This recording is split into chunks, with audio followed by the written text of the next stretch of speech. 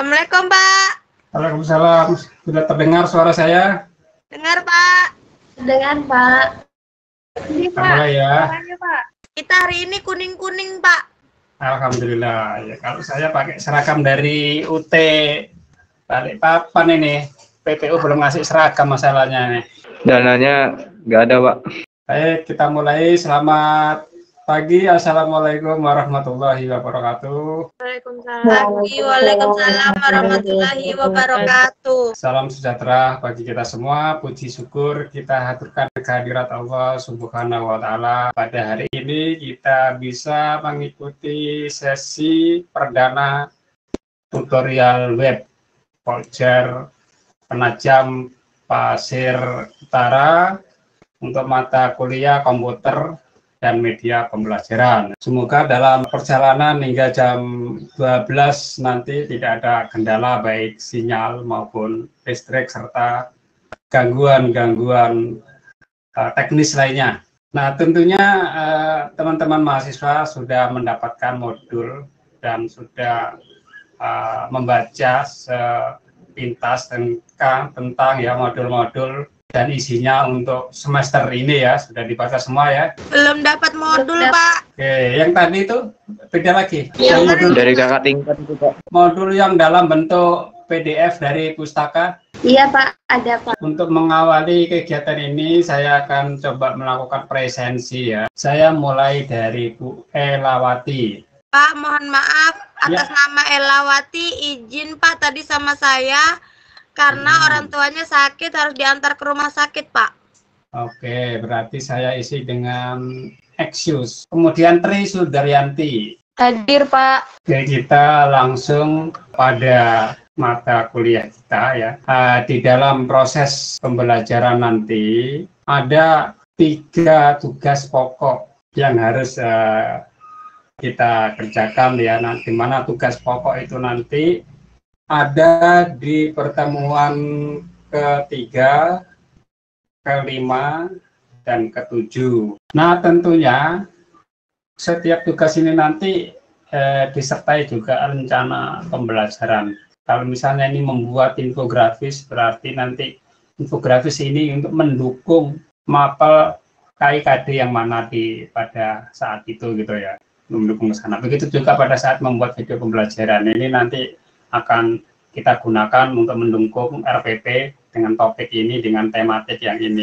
Begitu juga yang membuat game edukasi. Nah, kita akan menggali informasi-informasi dasar ya, terkait dengan media pembelajaran ya. Tentunya banyak sekali fungsi media di dalam pembelajaran. Untuk satu materi yang sulit dipahami, Pak. Apalagi Ibu Andi Sunarti, selain untuk menjelaskan materi yang sulit dipahami. Untuk menjelaskan, memvisualisasikan suatu materi yang sulit dipahami, Pak. Ada lagi mungkin Bu Ayu Agita Fatma Setiani. Sebagai media yang membantu pengajar untuk memberikan gambaran kepada siswanya, Pak. Jadi ibaratnya sebagai senjata kita sebelum perang. Ada lagi tambahan dari Clara Kurnia Ulfa. Pelajaran menjadi lebih menarik dan interaktif. Mungkin Pak Dede Iskandar ini bisa menyempurnakan ini dari teman-temannya tadi. Pelajaran dengan media menjadikan siswa-siswi menjadi lebih modern, Pak, karena ada teknologi dalam pembelajaran. Baik, jadi media segala sesuatu ya, bisa itu berupa benda-benda yang ada di lingkungan kita maupun media berbasis komputer. Tentunya dalam topik ini kita nanti akan berfokus kepada media berbasis IT atau berbasis komputer ya. Nah, salah satu fungsinya tadi sudah dijelaskan, membuat pembelajaran menjadi lebih menarik dan interaktif. Ya, karena di sana nanti ada tayangan-tayangan yang berbentuk visual, bisa berupa foto, bisa berupa video. Nah, bisa jadi nanti berupa augmented reality, berupa virtual reality. Nah, itu bentuknya seperti apa? Nanti anak-anak akan merasa tertarik dengan bantuan media-media tersebut di dalam kaitannya proses pembelajaran. Nah, kalau kita ajarkan biasa saja hanya dengan verbalistik, hanya ceramah, itu nanti akan bosan. Nah, mungkin ada segmen tertentu di bagian tertentu berapa menit kita menggunakan media itu untuk memperkuat penjelasan dan materi dan akan lebih menarik. Juga fungsi media tadi sudah dijelaskan oleh teman-teman juga, pembelajaran ini akan lebih konkret karena kalau hanya didengar saja ini masih terbayang-bayang nih, seperti apa yang bendanya. Dengan adanya media, apalagi ke dalam bentuk visualisasi tadi ya, bisa dilihat. Kalau medianya berupa benda nyata juga bisa dipegang. Oh, ini toh benda nyatanya gitu. Kita berbicara tentang suatu perangkat komputer. Oh, ini toh yang namanya laptop. Itu yang namanya keyboard. Langsung terlihat nyata bendanya ya.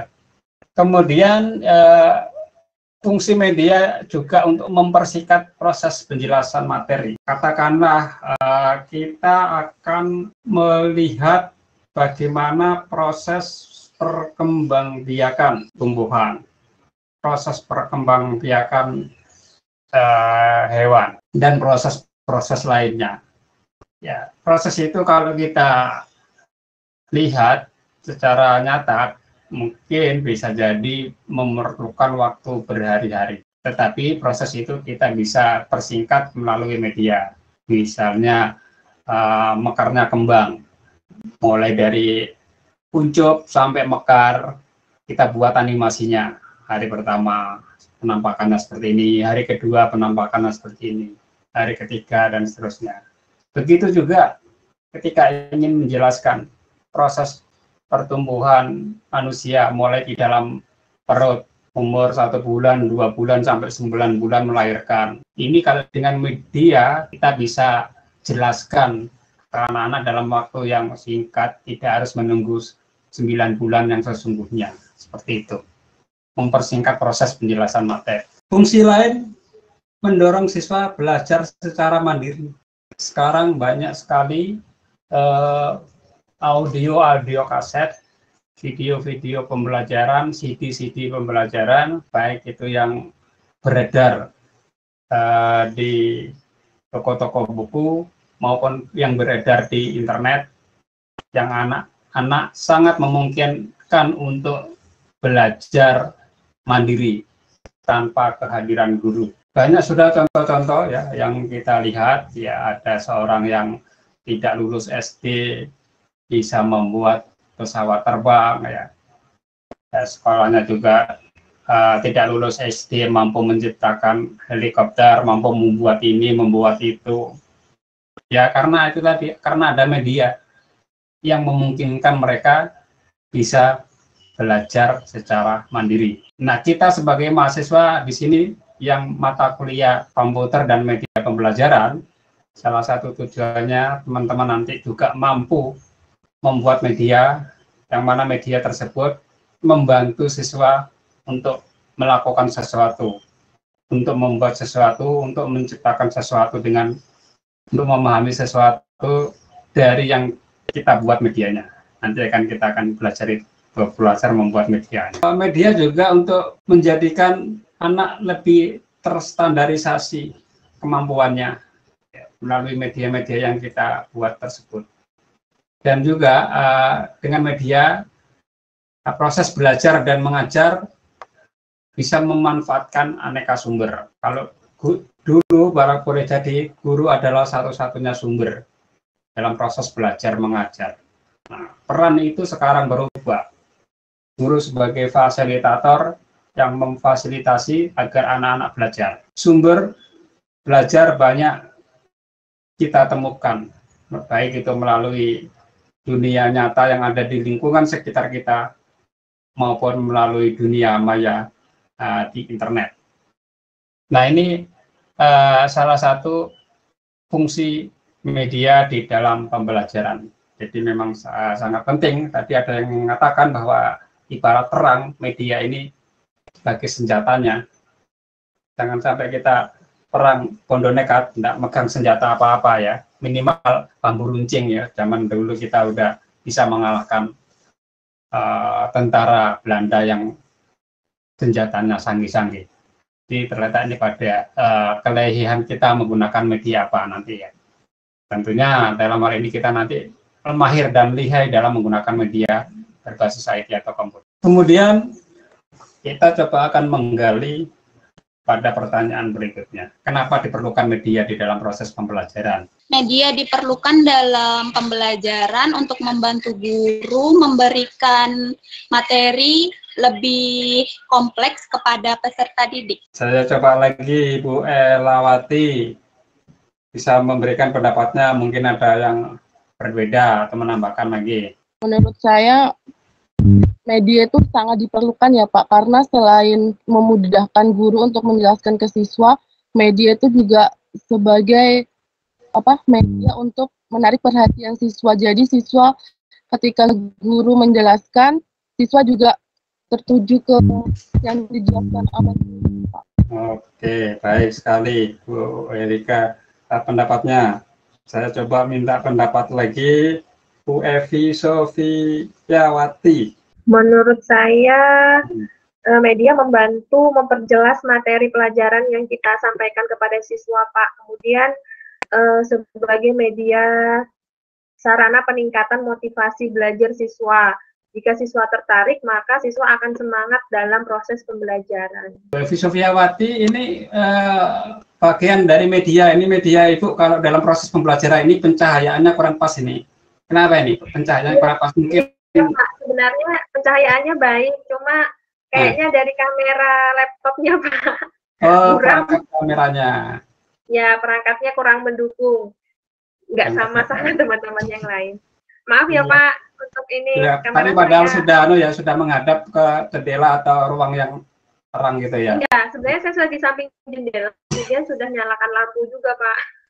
Oh iya, oke, dimaklumi karena kamera tertentu bisa seperti itu. Mungkin nanti bisa menggunakan kamera HP ini, laptop ke HP ini. Ini pakai laptop, Pak, cuma laptopnya jadul. Ya, mungkin HP-nya nanti bisa lebih clear Ya, Pak. seperti punya Ya, Bu nanti akan Diana, diusahakan Pak lebih baik. Pak Berika, Pak Imam ini kita lihat yang terang-terang kan, pakai kamera. Oke, nggak apa-apa. Bisa disempurnakan lagi Bu Febriana Dewi Lestari. Jadi maaf ya Pak kalau suaranya agak kurang jelas soalnya lagi hujan. Jadi kenapa diperlukan media dalam proses pembelajaran? Itu sebenarnya untuk membantu para guru untuk memotivasikan para siswa dan untuk lebih membangun semangat siswa dalam proses belajar mengajar. Ya, baik sekali atas jawaban-jawaban semua ya, yang luar biasa ini ya. Kenapa kita memerlukan media? Karena sifat manusia ini memiliki keterbatasan ya, memiliki keterbatasan dalam hal mampu melihat. Ya, kita tidak bisa melihat benda-benda yang sangat kecil. Virus corona yang kita gembar-gemborkan, kayak apa bentuknya virus corona? Bakteri, seperti apa bentuknya yang sesungguhnya? Dengan media, virus corona bisa divisualisasikan. Bakteri yang tidak terlihat oleh mata bisa divisualisasikan. Nah, seperti itu, karena keterbatasan manusia tadi ya. Begitu juga mendengar, merasakan segala sesuatu yang kita pelajari.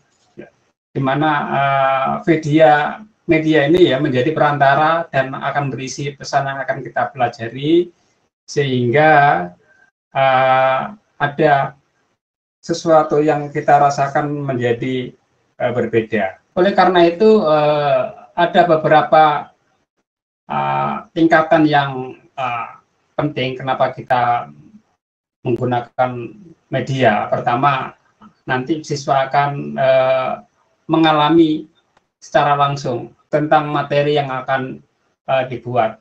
Tentunya nanti akan lebih real ketika nanti akan kita menggunakan teknologi virtual reality. Anak-anak bisa seolah-olah mengalami kejadian yang sesungguhnya. Atau nanti kita bisa menggunakan materi-materi yang bersifat simulasi dengan menggunakan laboratorium maya. maka pengalaman-pengalaman langsung itu akan didapat melalui media.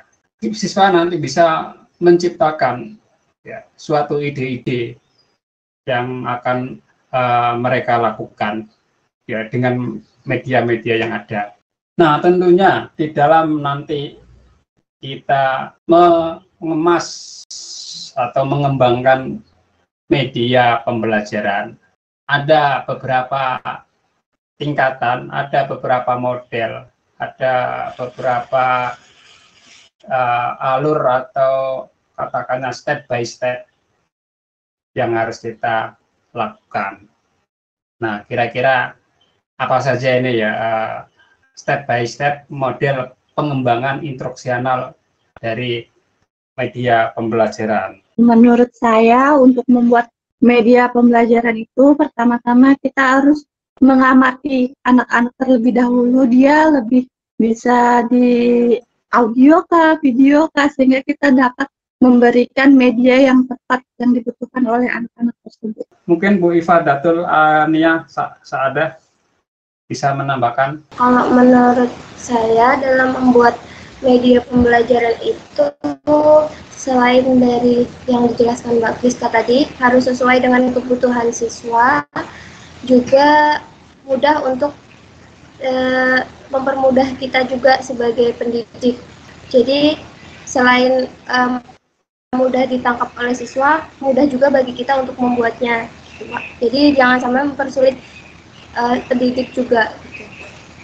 Oke, baik, terima kasih. Selanjutnya saya minta pendapat lagi dari Bu Ismiatin. Selain harus mengetahui karakteristik peserta didik, kita juga harus melihat gaya belajar yang dimiliki setiap siswa. Oke, baik sekali. Terus bisa ditambahkan lagi, disempurnakan lagi, Bu Nur Astria. Menurut saya dari ketiga pendapat Mbak tadi sebelumnya, yang pertama kita melihat dari basic anaknya itu sendiri, audio atau visual atau dia bergerak. Nah, setelah kita bagi per kelompok, kira-kira anak ini cocoknya di mana, di audio atau visual. Kemudian setelah kita bagi berkelompok itu, kita siapkan media apa yang cocok untuk anak-anak ini. Kemudian itu ketika cara pembelajaran, media pembelajaran itu cocok, kita bisa aplikasikan ke setiap anak-anak itu, karena setiap anak-anak itu kan berbeda-beda cara menerima materinya. Jadi bagaimanakah model cara pengembangan model instruksional pembelajaran sehingga nanti menghasilkan media yang baik dan tepat sasaran ya. Pertama, kita mengumpulkan data yang berkaitan dengan masalah apa yang dihadapi siswa untuk mencapai kompetensi tertentu. Nah, ini guru dapat meneliti hal ini ya berdasarkan hasil belajar semester yang lalu dan pengalaman dari yang sebelumnya ya, dari refleksi sebelumnya kita akan bisa mengambil kesimpulan data apa saja. Ternyata sebagian besar dari siswa saya ternyata tipe yang auditori, ya perlu diperbanyak media-media dalam bentuk audio, ya rekaman suara, kemudian rekaman kaset itu yang kita putarkan. Kalau datanya menyimpulkan bahwa anak-anak ini ternyata lebih bersifat kinestetik, nah boleh dengan media yang lain lagi gitu ya, yang sifatnya simulasi atau praktek langsung. Begitu juga yang tipenya visual ya, perlu disajikan media-media yang berbasis pandang ya, gambar-gambar, video-video. Ini perlu kita kombinasikan setelah kita memperoleh data awal terkait dengan karakteristik siswa. Kemudian menentukan kemampuan awal, ini juga penting. Mungkin bisa dilakukan semacam pretest, tidak harus tertulis ya.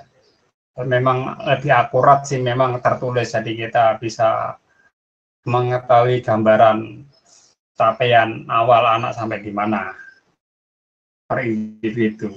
Tapi kalau itu perlu banyak waktu, menyita waktu, boleh kita acak secara sampel saja gitu, secara lisan beberapa siswa untuk mengetahui kemampuan awal yang sudah mereka miliki.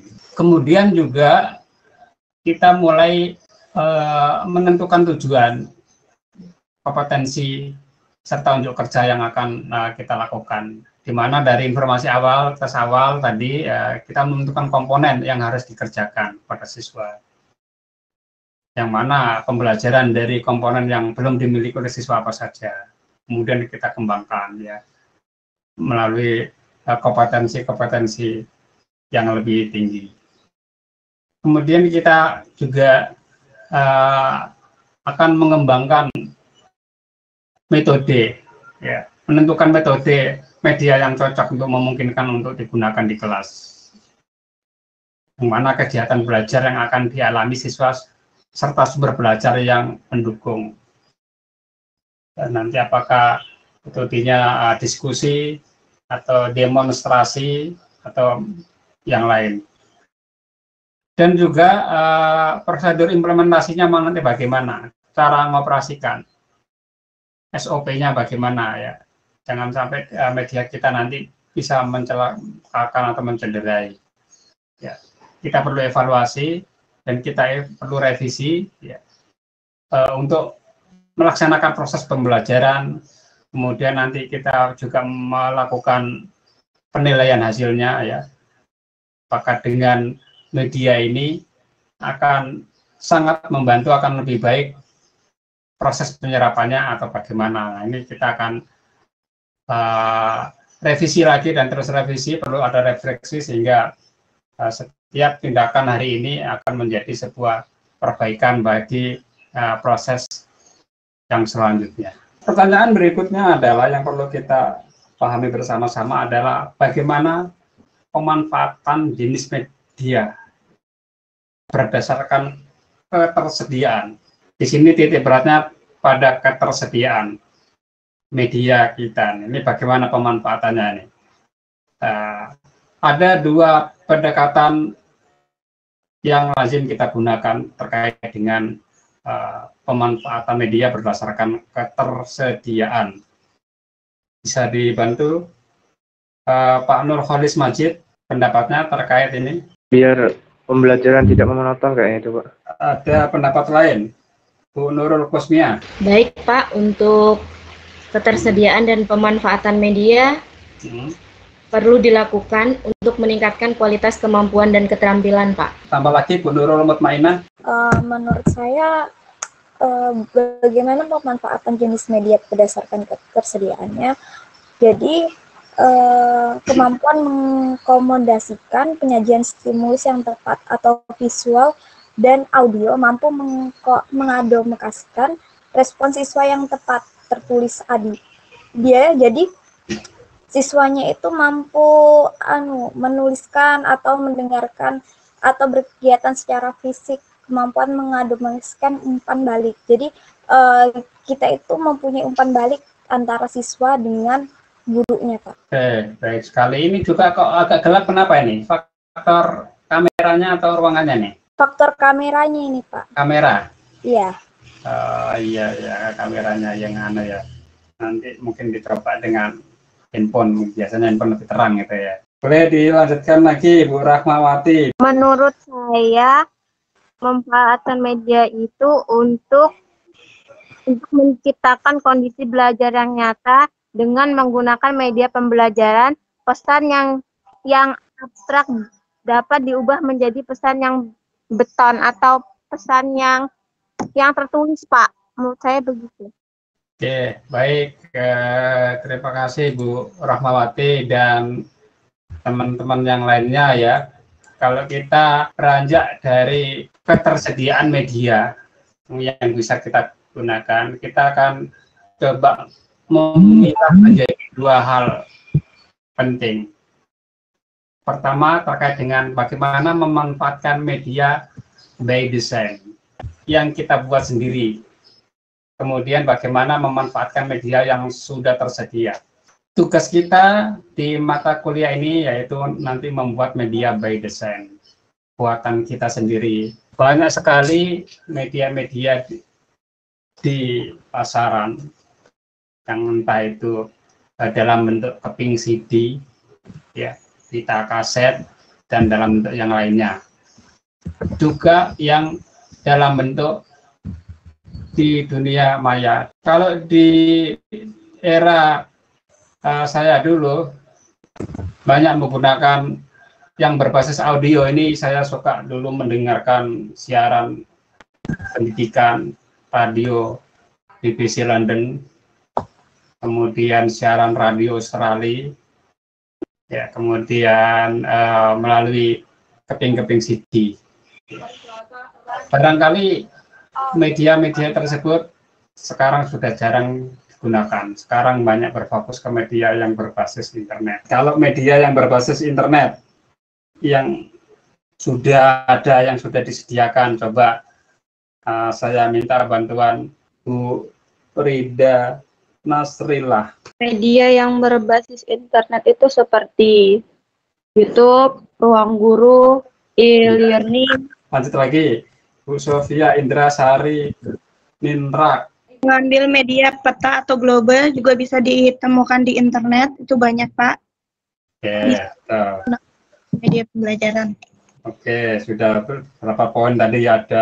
Ada Ruang Guru, ada YouTube, ada Google Map atau Google Earth tadi ya, peta tadi ya.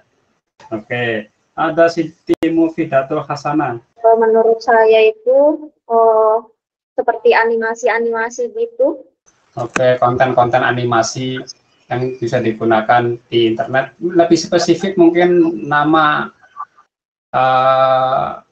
alamat secara spesifik tadi kan disebutkan ya. Tadi ada nyebutin Ruang Guru, ada nyebutin YouTube, ada yang nyebutin Google atau Google Map tadi untuk pelajaran. Nah, tadi yang animasi lebih spesifik di mana kamu temukan? Bisa ditemukan? Kebanyakannya untuk yang animasi itu ada di YouTube sih Pak. Oke, YouTube lagi. Oke, selain YouTube, mungkin Bu Sukmanur Violen Tasani. Seperti yang Bapak kirim kemarin itu di Canva. Bisa melalui Canva, bisa. Oke. Ada lagi? Si Pak Ibu Susi Sunarsih. Meet. Ya, bisa juga. Oke. Ibu Tri Hidayati. Google Form itu Pak biasanya buat ngirim-ngirim soal. Oke, bisa, boleh. Pak Imam Fauzi. Kalau menurut saya Google Classroom, kemudian Zoom, itu salah satu media itu Pak. Oke, ada Bu Misahdia. Media serbaneka Pak. Media serbaneka, secara spesifik disebutin alamatnya atau produknya yang lebih memasyarakat. Seperti media 3 dimensi itu Pak. Habis itu papan tulis, realita, dan ya, yang khususnya yang media-media pembelajaran yang tersedia di internet yang kita siap gunakan tanpa harus membuat sendiri. Classroom tadi sudah disebutin Pak ya? Sudah, tadi Classroom sudah disediakan, sudah disebutin, ada Google Form sudah disebutin, ada Ruang Guru sudah disebutin, ada YouTube tadi Google sudah. Google Sheet. Oke, banyak sekali ya media-media yang kita siap gunakan. Teman-teman pernah nggak mendengar media yang dibuat oleh kementerian yang bernama Rumah Belajar? Belum pernah Pak. Nah, ini sayang sekali, ini medianya ini banyak sekali. Coba saya tunjukkan ya. Saya tunjukkan. Ini tadi teman-teman tinggal pakai ini ya. Tinggal pakai Rumah Belajar. Apa saja ini di dalamnya kita lihat. Gratis Pak. Gratis 100%. Ini punya Kemendikbud. Jadi ini belajar Kemendikbud GOID. Apa saja ini? Kalau teman-teman sudah pernah mengenal Google Classroom, kalau di sini namanya kelas maya. Fungsinya sama dengan Google Classroom, ini kelas maya. Ada sumber belajar. Kita lihat apa saja sih isinya sumber belajar. Nah, ini konten-konten yang udah tersedia. Kita tinggal pakai. Tapi nanti kita belajar juga cara membuatnya. Dari desain. Ini kita coba memanfaatkan. Nah, gimana Pak cara memanfaatkan ini? Ini kan banyak sekali, silakan disortir, sini klik. Tingkatan pendidikan, ini kan jenjang SD ya. Nah, SD kita cari. Nah, ini banyak sekali video-video pembelajaran untuk SD. Ya, ini tentang apa pesawat sederhana, operasi hitung. Mau kelas berapa, silakan diambil. Jenjangnya apakah ini hanya untuk jenjang SD? Banyak jenjang sini ya, termasuk SMK juga ada. Ini media yang tersedia di sana, punya kementerian. Dan saya ada juga membuat di sini gitu kan, saya buat kontribusinya untuk ke sini. Jadi teman-teman yang SMK bisa Halo sahabat rumah belajar, menikmati. kalian tahu apa interaktivitas di dalam multimedia tersebut? Fungsinya apa? Dan bagaimana metode penerapan dalam dunia pendidikan? Mari kita simak penjelasan berikut ini.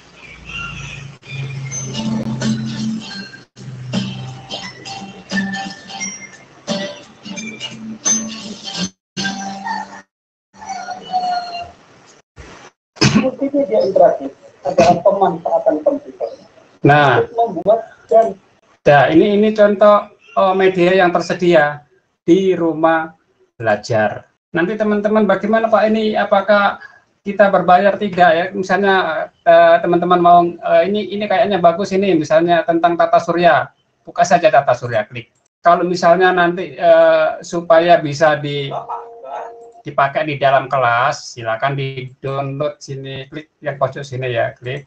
Nah, pilih download, dan kita tidak perlu masuk, tidak perlu register, tidak perlu login, bisa mendownload. Nah, tapi kalau login masuk nanti kita bisa ngasih komentar. Oh mantap, terima kasih. Nah, ini masih sangat membantu sekali. Ini bisa nuliskan ini kalau kita login. Tapi kalau hanya mendownload tidak perlu masuk, nggak apa-apa ya. Nah, ini sudah tadi saya download. Saya lihat hasil downloadannya gimana ya. Ada di menu download. Kita bisa putar secara offline. Jika tidak ada internet, nah nanti misalnya teman-teman pas ngajar materi apa, RPP apa, perlu mungkin ditambah suplemen video ini untuk menguatkan materi. Nah ini ya, media yang tersedia di internet banyak sekali. Nah ini sayang kalau teman-teman tidak manfaatkan ya. Ada yang sudah pernah mengakses ini sebelumnya? Atau baru hari ini nih teman-teman tahu rumah belajar? Baru ini Pak. Ya. Sebelumnya tahu, tapi hanya nama Pak. Sebelumnya tahu ya. Tahunya kapan ini? Yang sebelumnya tahu kapan ini?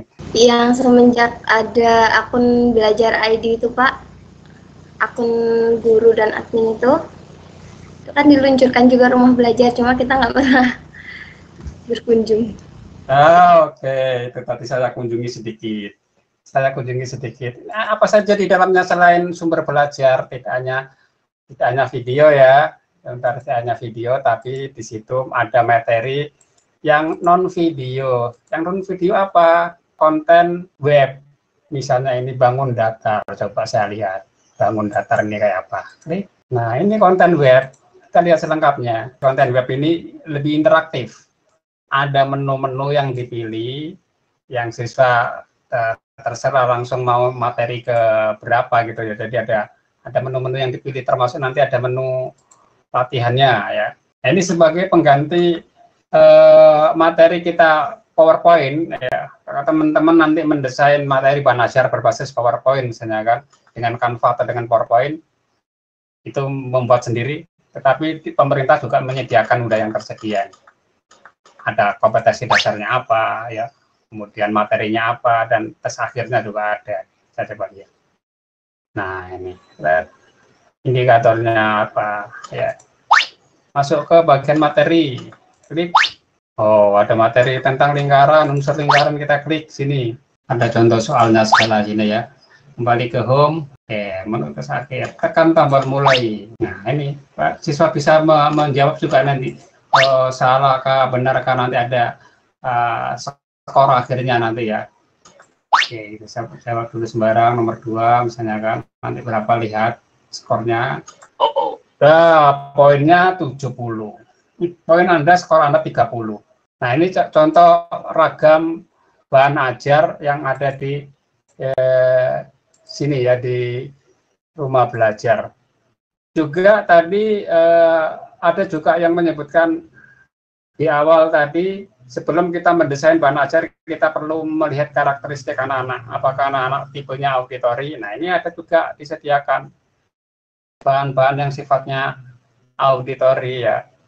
Misalnya ini teks eksplanasi.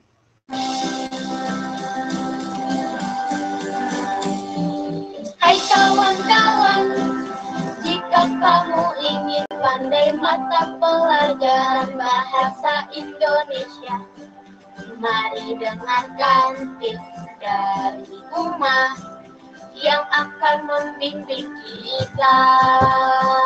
Mari dengar bersama kata dan kalimatnya agar cepat dapat memahaminya. Bahasa Indonesia, bahasa bangsa kita, bahasa pemersatu kita semua. Nah, ini juga bisa di-download. Download udah rekamannya ada ya nanti. Ini biasanya ada lagu dan ceritanya nih. Dan bagaimana longsor dapat terjadi? Ya, betul sekali Uma. Jadi bagaimana? Sudah terjawab kan pertanyaan Uma tadi? Oh, tentu sudah. Nah, pertanyaan selanjutnya nih Kak. Apa yang membedakan teks eksplanasi dengan teks lainnya? Baiklah Uma, dan juga sahabat edukasi. Yang membedakan teks eksplanasi dan aktivis HAM.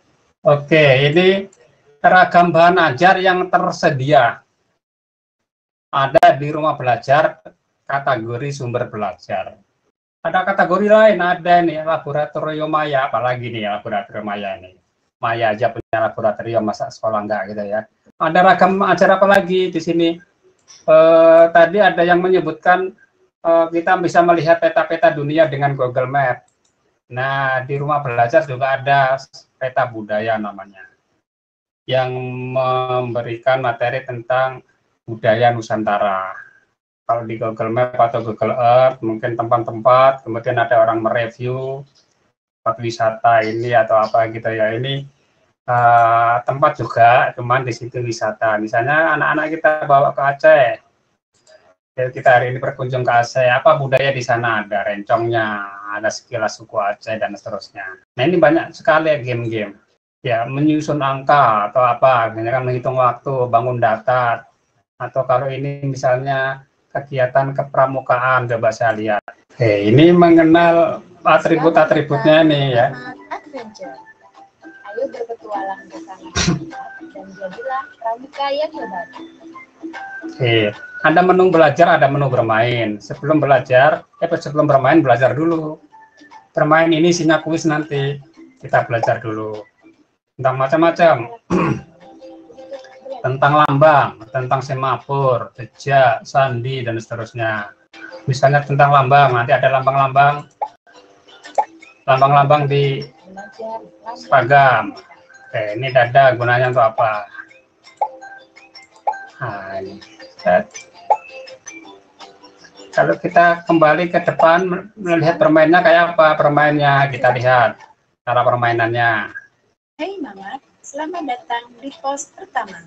Oke, kita lihat. Nah, ini kira-kira ini peci ini dikasih lambang apa ini? Kasih lambang apa ini peci ini kira-kira ya? Yang ada tanda tanya ini. Coba dijawab. Ada yang pembina pramuka? Top yang hijau, Pak. Yang kotak hijau, Pak. Yang warna hijau. Ini kan? Ini kan? Salah nih. Pojok, Pak. Atas. Ini. Pojok kiri ya. Atas sampingnya segitiga, Pak. Ya. Ya, lihat. Benar. Nah, kalau yang samping kiri apa ini? Dipasang apa ini? Ya pokoknya permainannya seperti itu. Nanti teman-teman explore sendiri ya. Juga yang dalam bentuk augmented reality.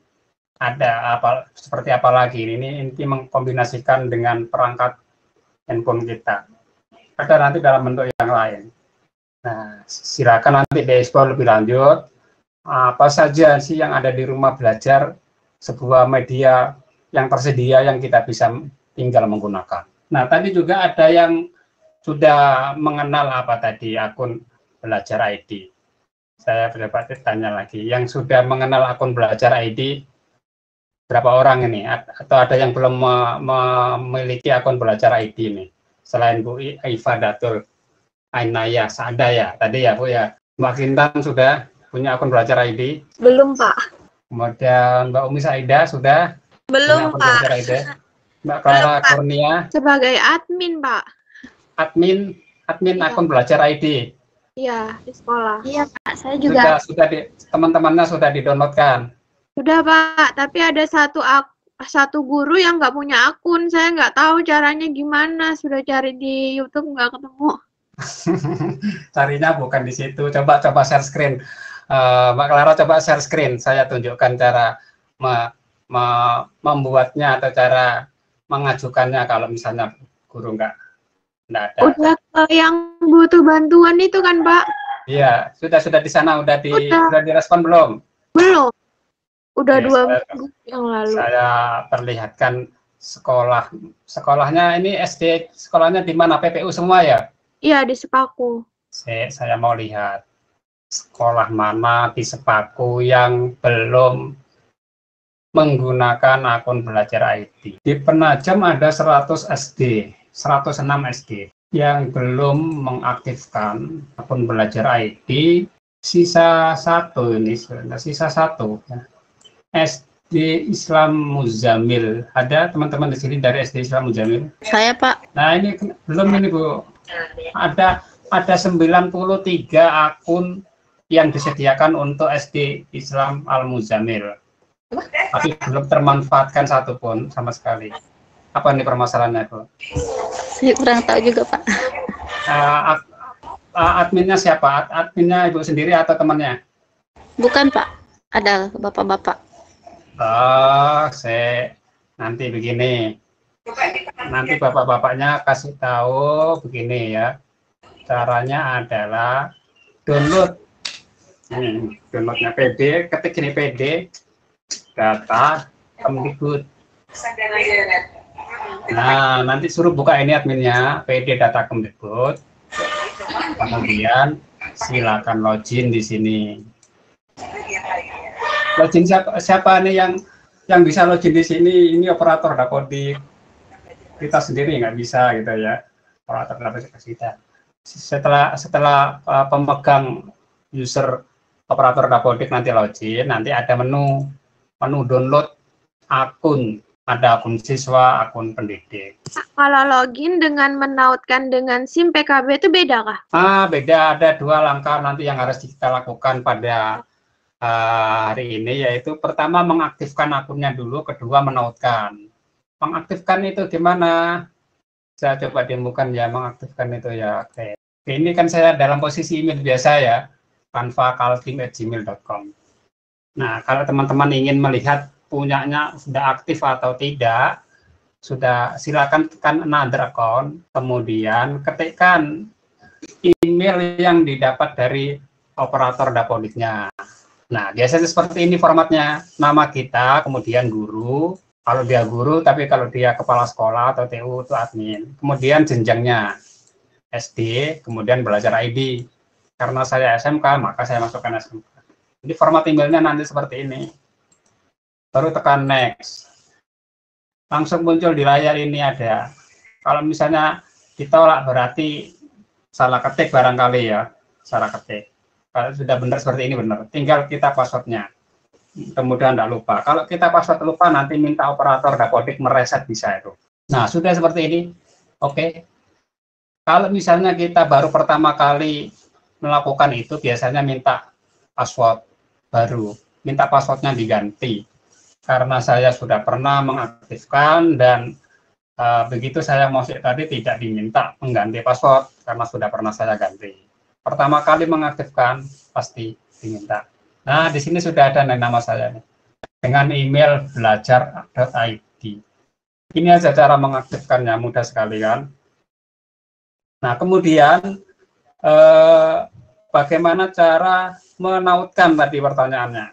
Kosim PKB ya. Jadi Kementerian Pendidikan ada edaran baru, kita harus segera menautkan Kosim PKB paling lambat 12 April. Ini sudah harus kita lakukan. Langkah-langkahnya bagaimana?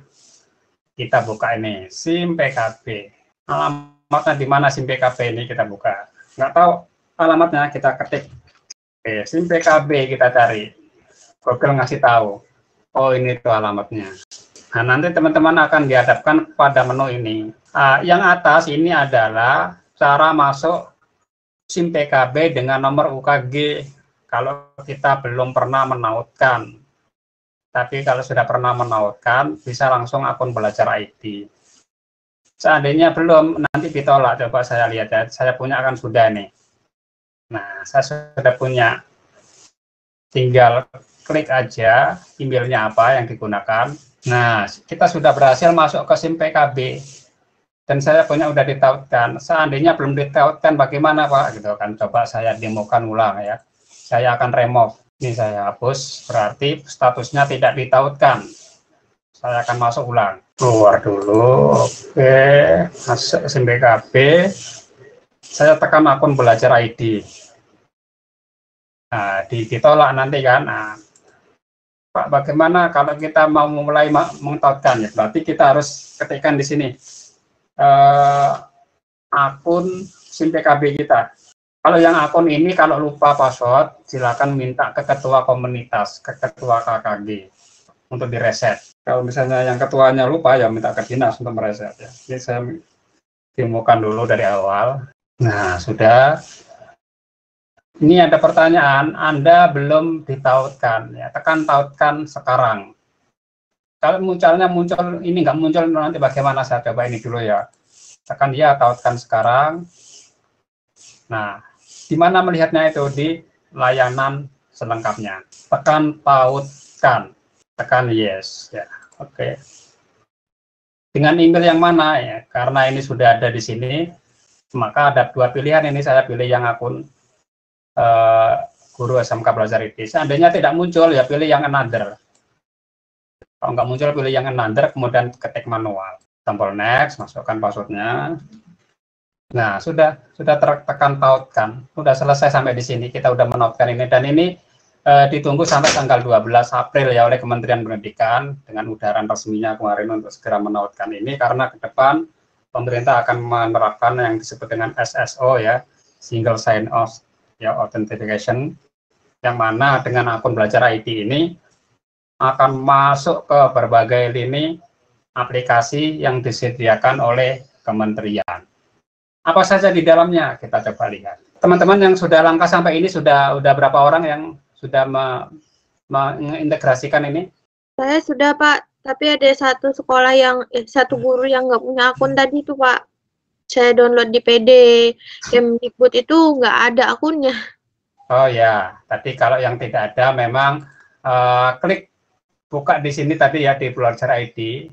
Saya coba ketik ulang ya, belajar.id.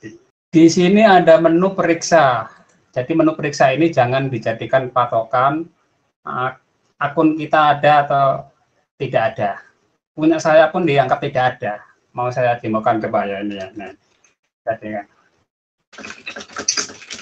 jadi ini jangan dijadikan patokan ya. Kalau misalnya di sini tidak ditemukan ya. Oke, kemudian tipe pengguna peserta didik. Kemudian tanggal lahirnya Januari. Oke, ini sudah kata saya. Kemudian NPSN saya nggak tahu, cari ya. Anda tahu ini Google bisa ngasih tahu ini ya, ini ternyata. Nah, apakah akun saya yang sudah ada dan sudah aktif ditemukan di sini ya?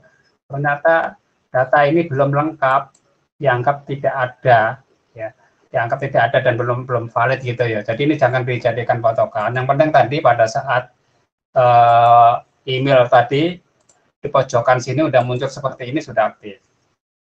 Kemudian ditautkan. Nah, kalau tadi pertanyaannya yang tidak ada, nanti di mana mengadunya ya, bisa melalui Dapodik dengan cara di update datanya, kemudian disinkronisasi ulang, atau di menu butuh bantuan nanti.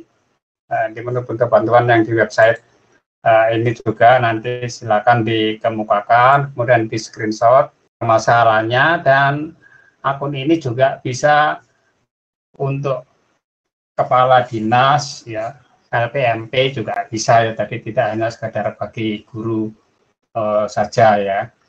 Dan apa yang bisa dimanfaatkan dengan akun belajar ID ini? Banyak sekali, nanti akan kita bahas di sesi selanjutnya ya. Ada pemanggilan video, rapor pendidikan, aplikasi Merdeka Mengajar, penyimpanan daring, kelas Chromebook, presentasi daring, formulir daring, dokumen, SIM BKB, pengolahan angka, tanya bos, termasuk yang barusan tadi, rumah belajar.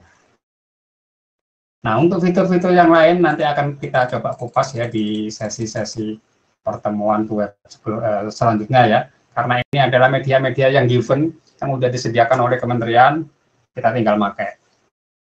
Dan nanti kita juga akan membuat sesuatu media sendiri buatan kita sendiri ya. Baik, sementara itu ada yang ditanyakan di sesi pertama ini. Pak, kalau sebagai Tendik harus punya akun belajar ID juga kah? Tendik akun belajarnya namanya admin. Kalau misalnya dia penjaga atau kebersihan itu Pak, kan dia nggak. Sepanjang datanya ada di Dapodik bisa. Sepanjang datanya di Dapodik. Resikonya kalau nggak punya akun belajar? Ya nanti tidak bisa menikmati fasilitas-fasilitas, fitur-fitur dan informasi-informasi yang resmi dari kementerian. Termasuk nanti kalau yang ada PPG, misalnya kan untuk sertifikasi guru kan guru harus di PPG dulu kan ya. Melalui pendidikan praksi guru nanti baru dapat sertifikat. Jadi seperti itu sih anunya ya. Dan kalau kita tidak nikmati kan juga sayang gitu kan. Ini media penyimpanannya tanpa batas. Kalau di Google biasa itu kan 15 GB kita disuruh beli kalau udah penuh. Kalau ini tidak dibatasi. Kita menyimpan data apa saja di situ. Soalnya guru saya yang nggak punya akun tadi itu tahun depan udah pensiun, Pak. Datanya di Dapodik ada nggak? Udah lama nggak? Udah lama, malah dia itu guru senior. Pindahan dari sekolah sebelumnya atau apa? Nggak pernah pindah, memang dari awal di tempat saya. Nama tadi apa itu? Pendidik atau tenaga kependidikan statusnya? Pendidik Pak. Ya sudah lama ya, udah lama keberadaannya dari Dapodik ya? Iya. Dan bukan pindahan atau mutasi jenjang juga enggak ya? Kan Pak, iya. Ya kalau kasusnya itu silakan tadi dimasukkan di menu bantuan. Ya, tapi nggak ada respon Pak sampai sekarang. Lama responnya itu lama karena yang ditangani se-Indonesia dan operatornya di Jakarta itu beberapa orang aja itu. Nggak sampai 10 orang itu yang di Pusdatin itu saya lihat itu yang menangani segitu banyak keluhan. Se-Indonesia ada yang passwordnya nggak ada akunnya tapi nggak ada password. Kemudian ada yang tadi yang belum ada akunnya, ada permasalahan itu. Jadi perlu menunggu beberapa minggu. Sudah berapa minggu dia diajukan? Sudah sebelum, kan kemarin batasnya akhir Maret ya pertama. Nah itu sebelum itu saya udah lapor. Ya coba di menu bantuan atau nanti nama yang bersangkutan di screenshot Dapodiknya. Di screenshot Dapodiknya, kemudian nanti coba kirim ke saya supaya nanti bisa lebih cepat. Beradaannya pastikan ada di Dapodik. Ya Pak, nama tersebut. Oke, yang lain? Pak, saya mau nanya nih. Yang di belajar ID ini kan saya yang dijadikan admin. Cuman kan OPS-nya kan ada sendiri seorang guru. Kemarin itu saya cuma dikasih ini emailnya, ini anunya kamu aktifin sendiri, kamu sebagai admin, 2 orang adminnya Pak sama temen TU satunya. Terus guru-guru yang lain itu pada daftar sendiri masing-masing. Nah, jadi kayak Bapak tadi bilang ternyata di 004 hanya 1 yang berhasil mendaftar itu, saya ngeceknya gimana, Pak? Ibu ngeceknya, gitu. Kita lihat nanti di sini, Bu. Mana nih kita lihat Admin. Sampean adminnya kok nggak tahu? Memang saya nggak tahu. Adminnya itu yang tahu personil itu admin sekolahnya. OPS-nya Pak ya? Operatornya, betul, operator sekolahnya. Belajar IT ya. Oh. Iya. Nah, kalau admin ini bisa mereset di sini nanti admin google.com. Coba nanti Ibu buka ini admin google.com. Admin google.com. Admin.google.com, silakan login. Yep. Silakan login. Saya bukan admin, ini nggak bisa meneruskan lanjut sih. Karena saya bukan admin, karena di sini statusnya guru kan. Nah, nanti di situ ada data nama-nama teman kita. Siapa-siapa saja bisa kelihatan. Oh, oke Pak, terima kasih. Kalau ada teman yang lupa password, nanti Ibu bisa mereset juga. Kok saya reset passwordnya kalau lupa. Gitu. Iya Pak. Nah, yang penting alamatnya ini, admin google.com ini. Terima kasih Pak. Oke, sama-sama. Yang lain lagi, ada lagi pertanyaan? Pak, kalau untuk SIM PKB itu hanya untuk guru atau kita yang admin juga wajib punya, Pak? Soalnya di sekolah itu yang tenaga administrasi nggak terdaftar SIM PKB gitu, Pak, nggak punya akun. Ya, namanya kalau SIM PKB hanya tenaga guru, pendidik. Tenaga guru saja. Tapi kalau akun belajar ID, administrasi juga dapat. Oke, ada lagi teman-teman? Untuk yang tadi login rumah belajar itu udah otomatis ya Pak? Kalau di rumah belajar tadi kan tidak perlu login, bisa memanfaatkan, bisa mendownload konten, bisa memutar video gitu. Ya, tidak perlu login apa-apa, tapi kalau login kan bisa tadi dapat, bisa kita berikan komentar, bisa mengirim karya gitu. Nah, pokoknya ketika rumah belajar, walaupun kita nggak menggunakan akun belajar ID, bahkan nggak nulis apa-apapun bisa mendownload video-video tadi kan, seperti itu. Gimana, ada lagi? Oke, nanti kita akan kupas lebih dalam tentang media pembelajaran di sesi tutorial web selanjutnya minggu depan. Saya akhiri, sekian. Selamat siang. Assalamualaikum warahmatullahi wabarakatuh. Waalaikumsalam warahmatullahi wabarakatuh. Bimtek kita guys.